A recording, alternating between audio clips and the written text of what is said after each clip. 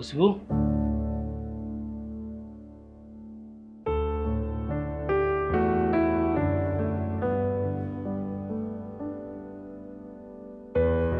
खुशबू तुम्हें पता है देश पर ना दुश्मनों ने हमला कर दिया है, तो इसलिए ना मेरी छुट्टी कैंसिल कर दी गई है। तुम एक काम करना, तुम अपना ख्याल रखना, मुझे जाना पड़ेगा। देश को ना मेरी बहुत ज़रूरत है। और ना जो भी खुशखबरी हो ना मुझे कॉल करके बता देना, ठीक है?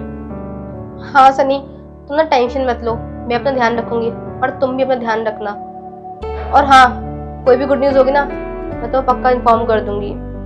अच्छा खुशबू, मुझे चलना होगा। जैसे कोई गुड न्यूज़ हो ना मुझे छुट्टी ले देना, ठीक है? मैं चलता हूँ। भैया आप कहाँ जा रहे हो? और यूनिफॉर्म, इसका मतलब आप फिर से बॉर्डर पे जा रहे हो लड़ने? आपको दिख नहीं रहा क्या?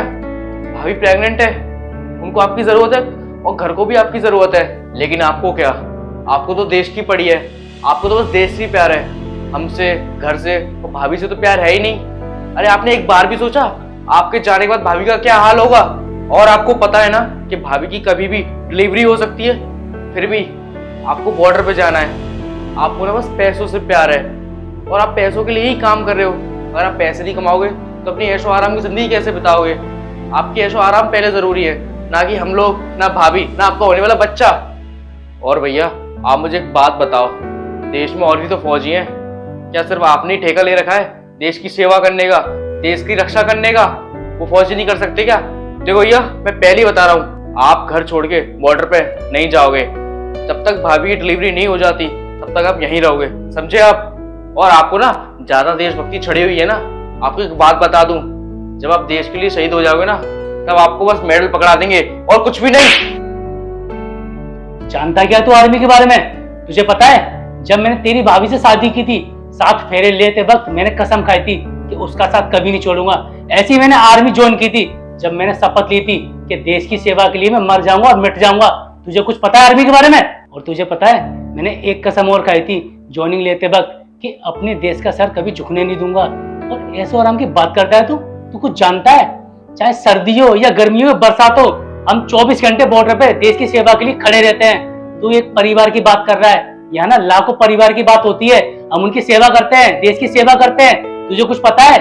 तुझे तो सिर्फ अपने परिवार की पड़ी है और हम दिन रात ड्यूटी करते हैं और लाखों परिवार की देखभाल करते हैं। उसकी तो परवाह नहीं है ना जरा भी। और रही पैसों की बात, तो इस देश में ना सिर्फ यही एक वर्दी है जिसने कभी घूस नहीं ली, और इसलिए इस देश के सारे लोग ना इस वर्दी का सम्मान करते हैं और हमारी इज्जत करते हैं, समझा तू? और रही बात मेडल की, एक फौजी ना कभी मेडल के लिए काम नहीं करता। देश उसके लिए गर्व कर रहा है ना, तो उसके लिए सबसे बड़ा मेडल वही है, समझा तू? और हाँ, अगर मैं देश के लिए शहीद भी हो गया ना तो मुझ पे ना मुझे गर्व होगा, और मेरी फैमिली को और मेरे माँ बाप को, जहाँ तक कि मेरी पत्नी को भी मुझ पर गर्व होगा, और होने वाले मेरे बच्चे को भी। और मेरी छोड़, मेरे जैसे ना जाने कितने फौजी हैं जो देश के लिए शहीद हो जाते हैं और देश का सर कभी झुकने नहीं देते, समझा तू? भैया मुझे ना आप माफ कर दो, मुझसे बहुत बड़ी गलती हो गई। मैं फौजियों के बारे में न बुरा भला बोल रहा, आपके बारे में बोल रहा था। मैं तो ये भूल चुका था कि हमारे देश के लिए फौजी कितने ज़रूरी है। अगर फौजी नहीं होंगे हमारा देश सुरक्षित नहीं हुआ। मुझे माफ़ कर दो भैया, आप बॉर्डर पर जा सकते हो, आप खूब देश की सेवा करो, मुझे आप पर बहुत गर्व होगा। और आप फिक्र मत करना, मैं भाभी का अच्छे से ख्याल रखूँगा और इस घर का भी। आप बस ड्यूटी अच्छे से करना और अपना ख्याल रखना। चलो ठीक है भैया, आओ मैं आपको बस तक छोड़ दूँ। अच्छा खुशबू, मैं चलता हूँ, मैं लेट हो रहा हूँ। अपना ख्याल रखना और अपने बच्चे का भी ख्याल रखना। हाँ सनी, तुम बेफिक्र होकर जाओ, और तुम मेरी इस बच्चे की ना टेंशन बिल्कुल मत लेना। देवर जी है ना, ये मेरा ख्याल रखेंगे, बस तुम अपना ख्याल रखना, ठीक है? भैया आप बिल्कुल भी फिक्र मत करो, मैं घर का अच्छे से ध्यान रखूँगा। आप बस बेफिक्र होके ड्यूटी करिए और ध्यान से घर पे आ जाना।